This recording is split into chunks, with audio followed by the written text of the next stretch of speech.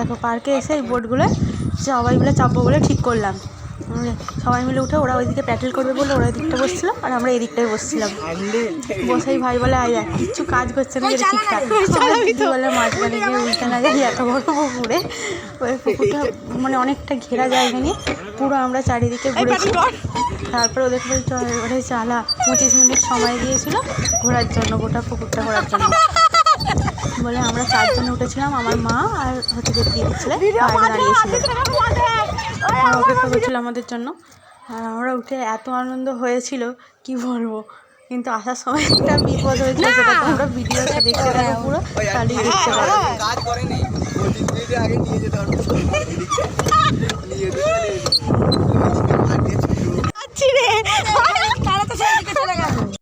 তারপরে আমি একটু ঢং করছিলাম আর ভাই ভিডিও করে দিচ্ছিল। গোটা পুকুরটা ঘুরে আসার পথেই হলো আমাদের বিপদ।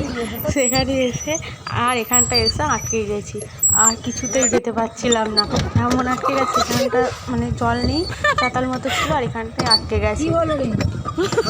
আমরা তো ভাবছি উল্টে না যাই, এত ভয় লাগছিল আর হাসিও পাচ্ছিল খুব।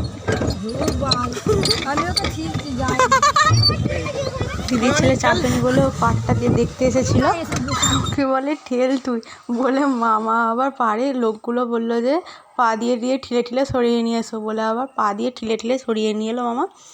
তারপরে এখানে একটু শান্তি হলো, বেচারা মামা ঘেমে চান করে গেছে। কী বলবো, ভয় পেয়ে গিয়েছিলাম সত্যি, তবে সেসব ভয় পেয়ে গিয়েছিলাম সবাই। তারপরে আবার অনেক কষ্টে গিয়ে করলো।